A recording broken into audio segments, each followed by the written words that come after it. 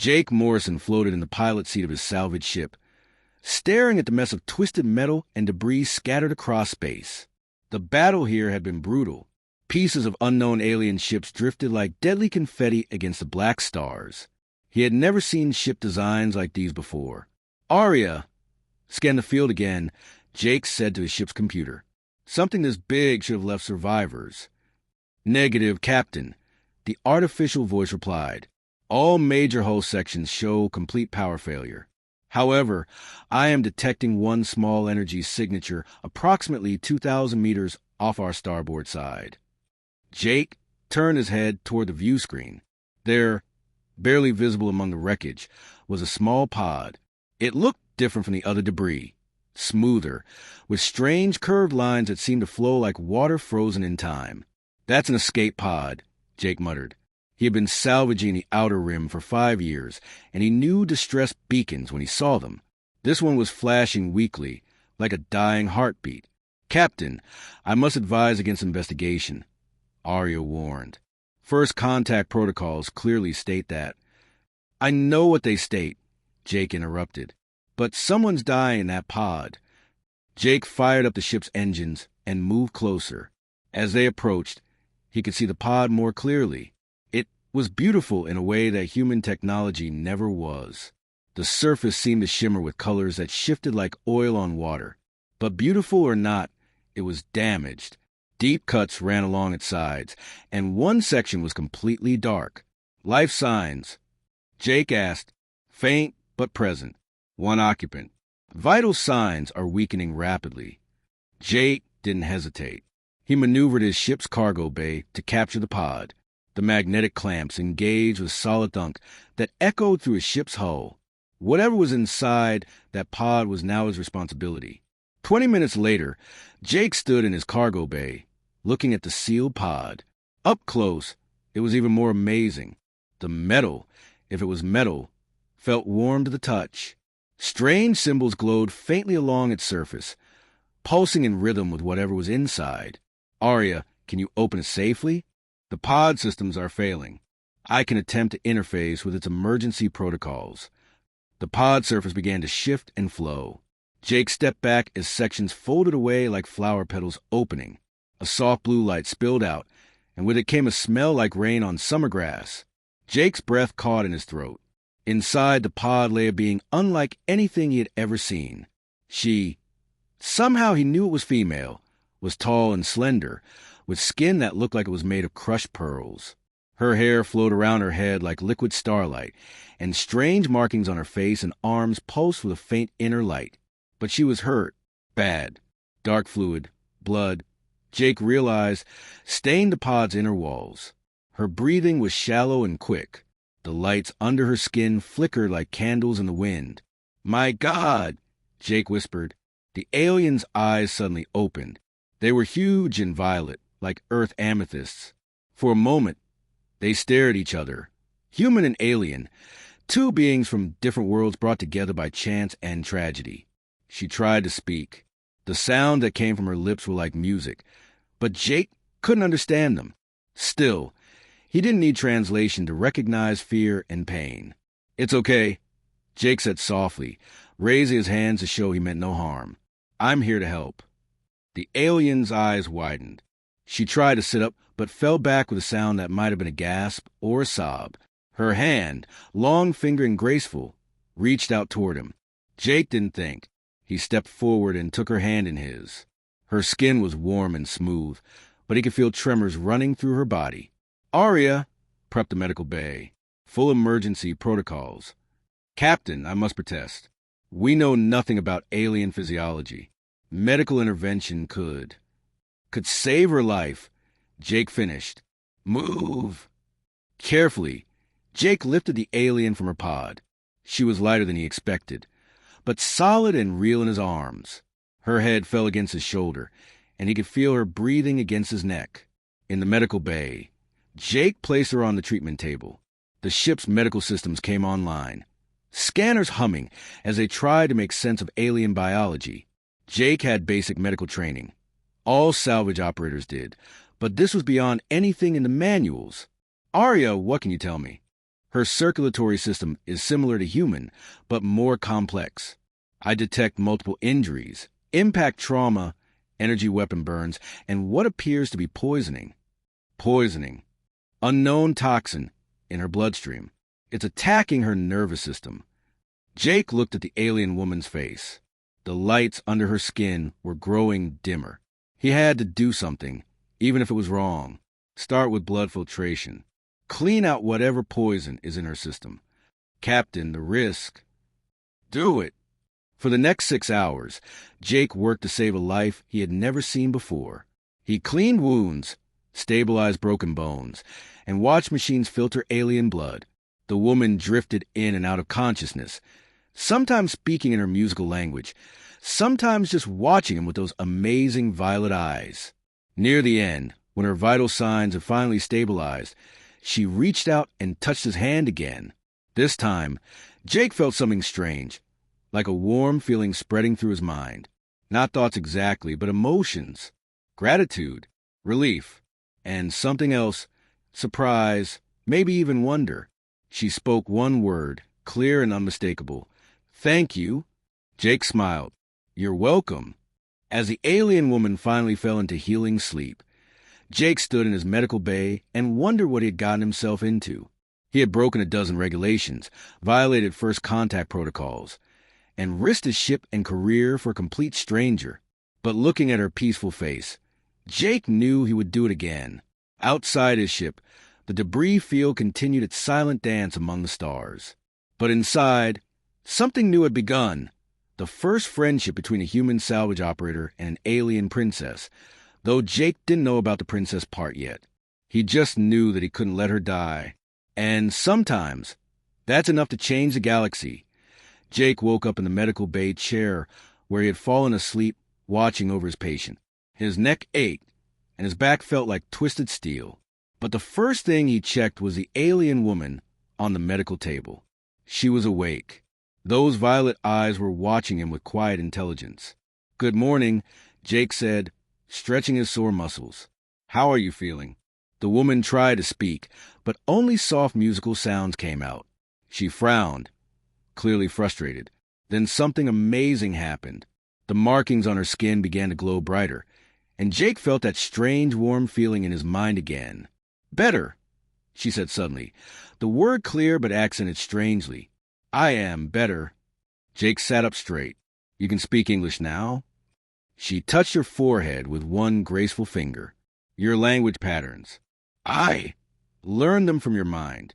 Is this acceptable? Acceptable? Jake laughed. That's incredible. How did you do that? My people have gifts of the mind. We can share thoughts, learn languages quickly. She paused, studying his face. You are not afraid of this? Jake shook his head. Should I be? For a moment, she looked surprised. Then something that might have been a smile crossed her features. Most species fear mental contact. They think we will steal their secrets or control their minds. Will you? No, she said firmly. It is wrong. Evil. Only the darkest of my people would do such things. Jake nodded. Then we're good. Over the next few days, as they traveled through hyperspace toward the nearest human medical station, Jake learned more about his mysterious passenger. Her name was Lyra, and she came from somewhere called the Altarian Empire. The way she said it made Jake think it was important, but he had never heard of it. Your people, Lyra said one afternoon as Jake brought her soup from the food processor. They are very young in space, yes? Pretty young, Jake admitted. We've only been traveling between stars for about 200 years. Why? Lyra accepted the soup gratefully. She had been eating human food without problems, which Jake found reassuring. Most species avoid the young ones. They think you are primitive, dangerous. Are we? Lyra tilted her head, considering. Different. You do not think like others. When you found me, what did you think? Jake sat down across from her. I thought someone needed help. Yes, exactly. Lyra's eyes brightened. Other species would have checked for profit first, or danger, or political advantage. You simply saw a need and responded. Doesn't everyone do that? No, Lyra said quietly. No, they do not. As the days passed, Jake found himself looking forward to their conversations. Lyra was incredibly intelligent, but she asked questions about the strangest things. She wanted to know why humans kept pictures of family members, why they told jokes, why they sang songs when they were happy. On my world, she explained, we value perfection above all else. Efficiency, order. We do not waste time on things that serve no practical purpose. But you're curious about them, Jake pointed out. Lyra was quiet for a long moment. Yes, I find myself wondering what it would be like to laugh without reason, to sing simply because the day is beautiful. Jake showed her his collection of old Earth music. When he played a song called What a Wonderful World, Lyra listened with her eyes closed, tears streaming down her face. It is so sad, she whispered. Sad? It's a happy song. Yes, that is why it is sad. Such beauty, such joy in simple things. We have forgotten how to see the world this way. On the fourth day, Lyra demonstrated some of her abilities. She could heal small cuts by simply touching them. She could make light dance in her palms like captured stars. When Jake mentioned that his shoulder hurt from sleeping in the chair, she placed her hand on it, and the pain vanished completely. That's amazing, Jake breathed. Your people must be incredibly advanced. Something dark crossed Lyra's face. Advanced in some ways, but we have lost much in our pursuit of perfection. What do you mean? Lyra was quiet for a long time. Finally, she spoke. Jake, I have not been entirely truthful with you. Jake felt his stomach tighten. What do you mean? I am not simply an Altrian citizen. I was Princess Lyra of the royal house. She looked down at her hands. What humans would call royalty. Jake stared at her. You're a princess? I was a princess. Her voice was bitter. I was betrayed by my own cousin, Prince Theron. He arranged my death during what were supposed to be peace negotiations. Wait. Jake held up his hands. You're telling me you're alien royalty? From some advanced empire I've never heard of? The Altrian Empire spans hundreds of star systems. Our technology is thousands of years ahead of most species. Our nobles live for centuries and possess powers that others consider godlike. Lyra looked at him with haunted eyes. And yet, I owe my life to a human salvage operator who showed me more kindness in one moment than I received in decades at the royal court. Jake felt overwhelmed. This is huge. I mean, if you're really a princess from this empire and they think you're dead, then my cousin will claim the throne, and thousands will die in the wars he will start. Lyra's hands clenched into fists. He believes that only strength matters, that the weak deserve to be crushed. And you don't believe that? Lyra looked at Jake with wonder in her eyes. A week ago I might have, but then a primitive human risked everything to save a stranger. You asked for nothing in return, expected no reward. You simply could not bear to let someone die. She shook her head. Perhaps true strength is not in power or perfection. Perhaps it is in compassion. Jake felt a warm glow in his chest. So what do we do now? Lyra looked surprised. Well, yeah, you're in trouble, and I'm not about to abandon you now. For the first time since Jake had found her, Lyra smiled, really smiled. It was like watching the sun come up. You would help me, even knowing the danger? Jake grinned back at her. Lady, I've been in danger since the moment I picked up that escape pod. Might as well see it through. Lyra reached out and took his hand. This time, the mental contact was deliberate. Jake felt her gratitude, her amazement, and something else, a growing respect and affection that warmed him to his core. Then we are partners, she said. Partners, Jake agreed. Outside the ship, the stars continued their ancient dance. But inside, something new was being born, a friendship that would shake the foundations of galactic civilization. Neither of them knew it yet, but Prince Theron's ships were already searching for them. The hunt was about to begin. Jake was drinking his morning coffee when every alarm on his ship started screaming at once. Arya, what's happening? He shouted over the noise. Multiple contacts approaching fast. unknown ship designs, but energy signatures are consistent with advanced Altrian technology. Jake's blood turned to ice. How many? 3 large vessels, Captain. They will intercept us in approximately 4 minutes. Jake ran to the medical bay, where Lyra was resting. She was already sitting up, her face pale with fear. "They found me," she whispered. "How?" "The escape pod. It must have had a tracking device I didn't know about." Lyra's hands were shaking. "Jake, you must leave me here and run. If they catch you helping me." "Not happening." Jake was already moving toward the bridge. "Arya, plot a course for the Kepler asteroid field. Maximum speed." "Captain, that field is extremely dangerous. Navigation computers recommend." "I don't care what they recommend. Do it." As his ship jumped to full speed, Jake felt the familiar weight of acceleration press him into his seat. Through the view screen, he could see 3 sleek ships following them. They were beautiful in a deadly way, all flowing curves and silver metal that seemed to shine with its own light. "Incoming transmission," Arya announced. "Put it through." The main screen filled with the image of an Altrian male. He looked like Lyra, but where she was warm and kind, this being radiated cold arrogance. His violet eyes were like chips of ice. "Human vessel," the alien said, his voice smooth as silk and twice as dangerous.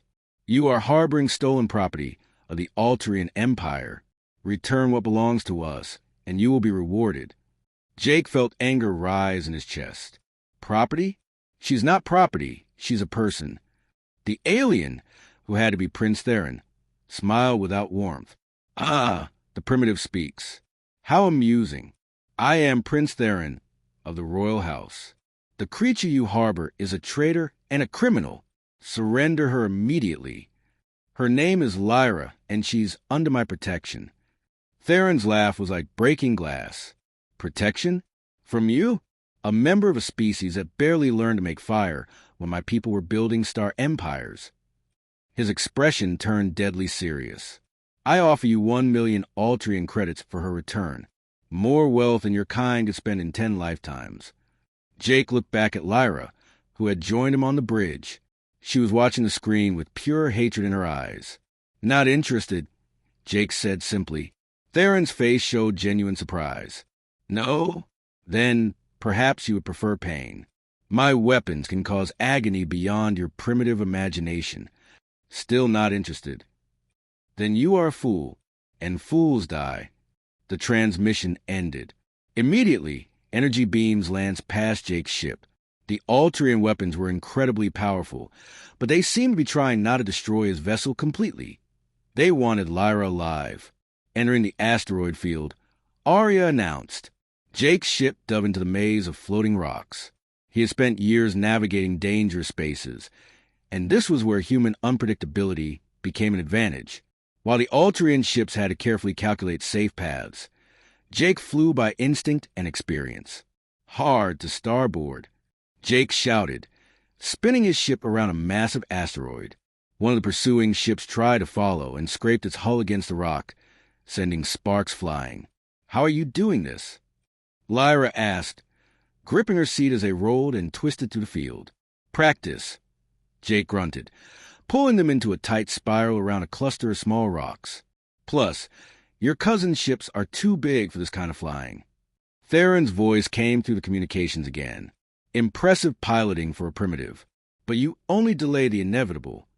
Jake guided his ship through a gap barely wider than his hull. Behind them, the Altrian vessels had to go around, buying precious time. There, Jake pointed to a massive hollow asteroid ahead. "Old mining station. We can hide in there." They slipped inside the dark cavity just as Theron's ships rounded the asteroid cluster. Jake powered down all non-essential systems, making his ship nearly invisible to sensors. In the quiet darkness, Lyra spoke softly. "Why are you doing this? You could have taken his money and been rich forever." Jake looked at her in surprise. "Because it's wrong. You're not property to be sold. But we barely know each other. And my people, we are not kind of humans. We consider you beneath us. Maybe some of your people think that." Jake said, "But you don't. At least, not anymore. Lyra was quiet for a moment. No, I do not. You have shown me that worth is not measured by technology or long life or psychic powers. It is measured by what you do when someone needs help. Outside their hiding place, they could hear the Altrian ships searching, their scanners probing the asteroid field. Tell me about your people, Jake said quietly. The real story. Lyra sighed. We were not always as we are now. Long ago, Alterians were more like humans. We felt deeply, loved freely, created art and music for joy alone. But as we grew more powerful, we began to believe that emotion was weakness, that only perfection mattered. What changed? The Great War 1,000 years ago. We nearly destroyed ourselves. The survivors decided that feelings were too dangerous. So we bred them out, trained them out, until we became what we are now, cold, efficient, and empty. Jake felt a chill that had nothing to do with the powered-down life support. But you're not like that. I was, until I met you. Lyra's voice was soft. You showed me what we lost, what we threw away in our pursuit of perfection. A massive energy pulse suddenly lit up the asteroid field. Theron ships were blasting random asteroids, trying to flush them out. We can't stay here forever, Jake muttered. No, but perhaps we do not have to run forever either. Lyra's eyes began to glow. Jake, would you trust me to do something very dangerous? What kind of dangerous? I am going to contact other Alterians. Not Theron's people, others who might remember what we once were. But to do this, I must use my full psychic abilities. Theron will sense it immediately. Jake looked at the scanner, showing Theron ships getting closer to their hiding spot. How long do you need? 2 minutes. Then you'd better start now. Lyra closed her eyes, and the markings on her skin blazed like small stars. Jake felt her mind reach out across space, searching, calling. He didn't understand how it worked, but he could sense her desperation and hope. Outside, alarms began blaring from the Alterian ships. Theron's voice cut through the static. Found you! Energy beams began slicing through their asteroid hideout. Jake started the engines and burst out of collapsing rock, diving toward the deeper part of the asteroid field. Did it work? He asked as they dodged more weapons fire.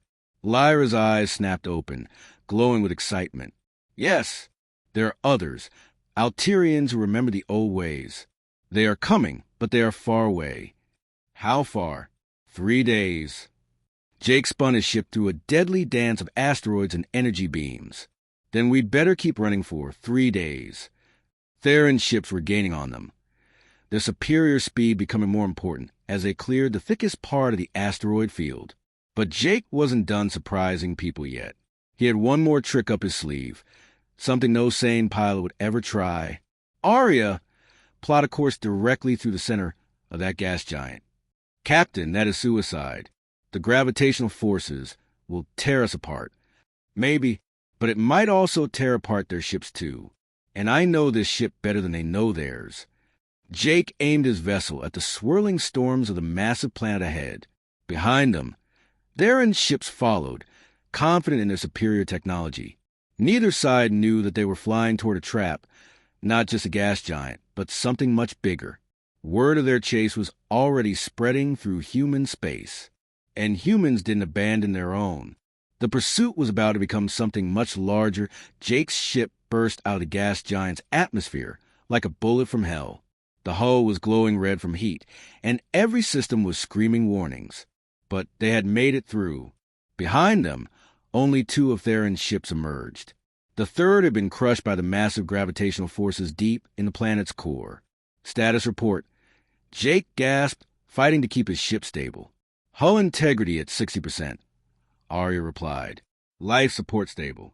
Engine output down to 40%. Jake looked at the scanner. Theron's remaining ships were damaged too, but not as badly. They were still coming. Jake, Lyra said urgently, there's a human colony ahead. New Terra settlement. I see it. Jake could make out the space station and the small ships moving around it. But I can't lead Theron there. He'll destroy them all. No, Lyra said firmly. Take us there. Trust me, against his better judgment. Jake aimed for the human colony. As they approached, his communication system came alive with voices. Unknown vessel. This is new Terra Control. You are approaching at dangerous speed. Please reduce velocity and state your business. This is Captain Jake Morrison of the salvage ship Wanderer. Jake replied, I'm carrying a passenger under threat from hostile alien forces, requesting immediate assistance. There was a pause. Then, Captain Morrison, this is Admiral Torres of Colonial Fleet. We've been tracking your situation. All civilian ships are ordered to clear the area immediately. Jake's heart sank. He knew Admiral Torres. She was his old commanding officer from when he briefly served in the fleet. She was tough but fair, and she wouldn't risk civilian lives for anything. But then something unexpected happened. New Terra Control, this is the cargo ship Big Mike, came a gruff voice over communications. We ain't running nowhere. That boy needs help. This is the mining ship Rockhound, added another voice. We're staying too. More voices joined in. Trading ships, passenger liners, even a few tourist vessels. One by one, they declared they weren't leaving. What are they doing? Lyra asked in amazement. Jake felt a lump in his throat. Being human. By the time Jake's ship reached the colony, nearly 50 civilian vessels had formed protective ring around the station. None of them had real weapons. Most were just working ships with mining lasers and cargo haulers. But they were there. Theron's ships arrived minutes later. The alien prince's face appeared on Jake's screen, and for the first time, he looked genuinely confused. What is this? Theron demanded. Why do they not flee? Because that's not what humans do, Jake replied. Admiral Torres's voice cut through the channel. Alien vessels. This is Admiral Maria Torres of the human colonial fleet. You are in violation of human space. Withdraw immediately. Theron's laugh was cold. Admiral Torres, I have read your files. You command only 3 ships. I have weapons that can destroy this entire system.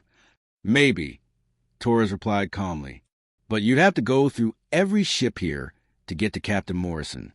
And humans don't abandon their own. Jake watched in amazement as more ships kept arriving. Word was spreading through human space faster than light. A human was in trouble, and everyone wanted to help. This is madness, Theron snarled. These primitive ships cannot harm my vessels. You're right, Torres admitted. We probably can't stop you. But we can make sure the whole galaxy knows what you did here. And humans have long memories, Your Highness. For the first time, uncertainty crossed Theron's perfect features. The Altrian Empire was powerful, but humanity was growing fast. Making enemies of an entire species was dangerous, even for someone as arrogant as the prince. Lyra suddenly stood up, opened a channel to all ships. Lyra, what are you doing? Something I should have done long ago. She looked at Jake with determination. Trust me. Jake opened the channel. Lyra's image appeared on every screen in the area, human and Altrian alike.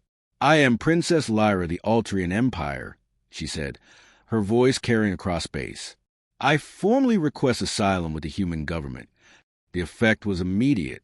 Every human ship began cheering. Theron's face went white with rage. You cannot, he shouted. You are Altrian royalty. You belong to the Empire. I belong to no one, Lyra replied. I choose to stand with people who value life over power, who help strangers not for profit, but because it is right. Theron's ships moved forward threateningly. Then you will die with them.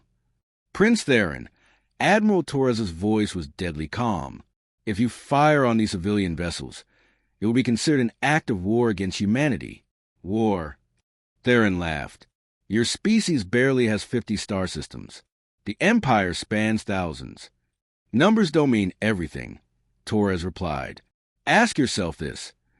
Do you really want to fight a species that will fly into certain death to protect one ship?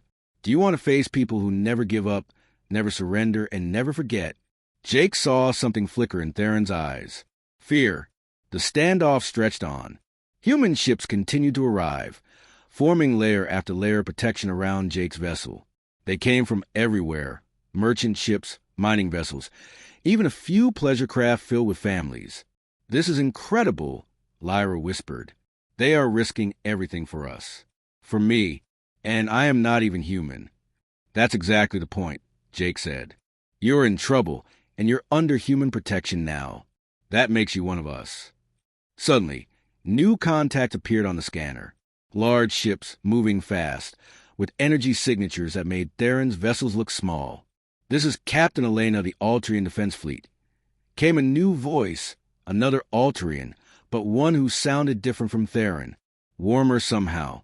Prince Theron, by order of the High Council, you are commanded to stand down. Theron's face went from confident to shocked. Elena? But you were exiled. I was recalled, Elena replied. There are many of us who remember what our people once were. Many who believe that Princess Lyra's choice shows wisdom, not weakness. More Altrian ships dropped out of hyperspace, dozens of them. But these were different from Theron's vessels. They had gentler lines, and Jake could somehow sense that their crews were different too. The High Council is divided, Elena continued. Some support your claim to the throne. Others believe that someone who would murder family members is unfit to rule. Princess Lyra's actions here today will be reported to all Altrian worlds. Theron realized he was outnumbered and outmaneuvered. His face twisted with rage. This is not over, cousin. The Empire will not accept this betrayal. The Empire will adapt, Elena replied, as it must, if we have survived. Theron's ships began to withdraw, but Jake could see the promise of future trouble in the prince's eyes. As the immediate danger passed, Jake found himself surrounded by congratulations from dozens of human ships. But he only had eyes for Lyra. So, he said quietly, you're officially human now? Lyra smiled. The first truly happy smile Jake had ever seen from her. If they will have me... Admiral Torres's voice came through the communicator. Captain Morrison, Princess Lyra, welcome to human space. You're both heroes today. Jake looked around at all the ships that had risked everything to protect them. Ordinary humans who had extraordinary courage when it mattered most. No, he said softly. We're just human. And somehow, that was the greatest compliment of all. 3 months had passed since the standoff at New Terra. Jake thought the excitement was over. He was wrong. He was having breakfast in his ship's small kitchen when Lyra rushed in, her face glowing with excitement and worry. Jake, we have a problem, she said, but she was smiling. Good problem or bad problem? Jake asked, setting down his coffee. Both. The Altrian High Council wants to meet with us. Officially. Jake nearly choked on his drink. What do you mean, officially? Lyra sat down across from him. Captain Elena sent word. The council is split down the middle about what happened at New Terra. Half think I'm a traitor who should be executed. The other half think I'm a visionary who might save our entire civilization. And they want to meet us? Both of us. Yes. You are now considered the first human ambassador to the Altrian Empire, whether you like it or not. Jake stared at her. Me? I'm just a salvage operator. You are the human who showed an alien princess what compassion means. You are the one who proved that strength comes not from power, but from the willingness to help others. Lyra reached across and took his hand. Besides, I told them I would only come if you came with me. Lyra, I don't know anything about diplomacy or politics. Good, she said firmly. Politicians cause this mess. Maybe it takes ordinary people to fix it. 2 weeks later, Jake found himself aboard the largest ship he had ever seen. The Altrian Council vessel was like a floating city, beautiful and imposing in equal measure. But what amazed him most were the Altrians themselves. They weren't all cold and emotionless like Theron. Many of them looked at Jake with genuine curiosity and interest. Some even seemed friendly. There are more of us than I thought, Lyra whispered as they walked through the ship's corridors. Altrians who remember what we used to be. The council chamber was magnificent. 12 Altrian nobles sat around a curved table that seemed to be made of living crystal. At their center sat an ancient Altrian woman, whose eyes held the wisdom of centuries. Princess Lyra, the old woman said, her voice like music. I am High Counselor Nova. We are pleased that you have returned to us. I have not returned, Lyra said clearly. I have come to speak for those who believe our people must change. A younger Altrian male slammed his hand on the table. You dare reject your own blood? Your own species? I reject cruelty and arrogance, Lyra replied calmly. I do not reject my people. High Counselor Nova raised her hand for silence. And you, human Jake Morrison, you caused quite a stir in our empire. Jake felt his mouth go dry, but he stood straight. I just did what any decent person would do. But that is exactly the point, Nova said. What you consider decent behavior is something we have forgotten. Tell us, human, what do you think of our great empire? Jake looked around the room at 12 faces that could decide the fate of billions. He thought about giving a diplomatic answer. Then he remembered that he was just a salvage operator who had rescued someone in trouble. I think you're scared, he said quietly. The room erupted in angry voices. Several counselors stood up, their faces dark with rage. But High Counselor Nova remained calm. Explain, she said simply. Jake took a deep breath. You become so afraid of showing weakness that you've forgotten what makes life worth living. Love, friendship, laughter, hope.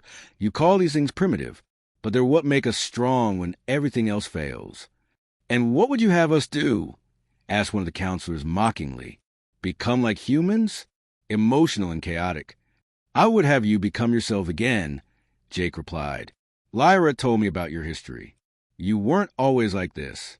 You chose to become cold because you thought it would make you safe. But it just made you empty. Lyra stepped forward.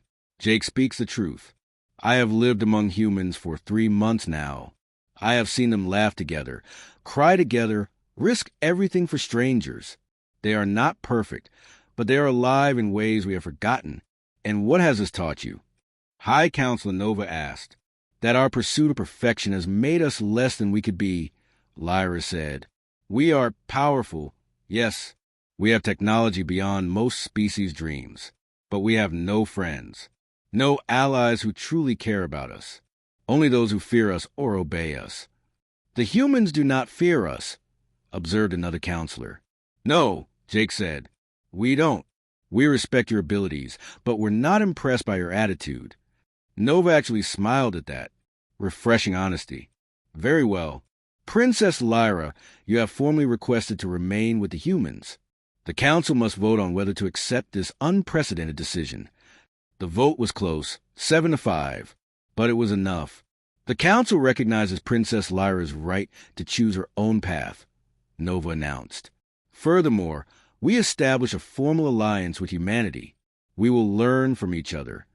As they left the council chamber, Jake felt overwhelmed. Did we just change galactic politics? We changed something more important, Lyra replied. We planted a seed of hope. 6 months later, Jake and Lyra were back in space aboard a new ship, part human technology, part Altrian. It was faster and more advanced than anything Jake had dreamed of, but it still felt like home. They had become partners in every sense, in work, in life, and in love. Their ship carried a mixed crew of humans and progressive Alterians, showing the galaxy that cooperation was possible. Contact on sensors. Their Altrian navigator, Kai, reported distress signal. Jake and Lyra looked at each other and smiled. Set course to intercept, Jake ordered. It could be dangerous, Kai warned. Probably, Lyra agreed, but someone needs help. As their ship changed course toward the unknown distress signal, Jake thought about how much had changed. The Altrian Empire was slowly transforming as more citizens chose to embrace emotion and compassion. Humans were earning respect throughout the galaxy not through conquest, but through their willingness to help others. Prince Theron was still out there somewhere, still plotting his return to power. But he faced something he had never encountered before, hope. Hope that the universe could be kinder, fairer, more compassionate. Another rescue mission? Jake asked Lyra as they approached the source of the distress signal. Another rescue mission, she agreed. They had started with one human, unwilling, to let an alien die alone in space. Now they were part of something larger, a movement that said every life mattered, regardless of species or status. In the distance, Jake could see a small ship drifting powerless in the void. Inside were beings he had never seen before, facing their own moment of desperation.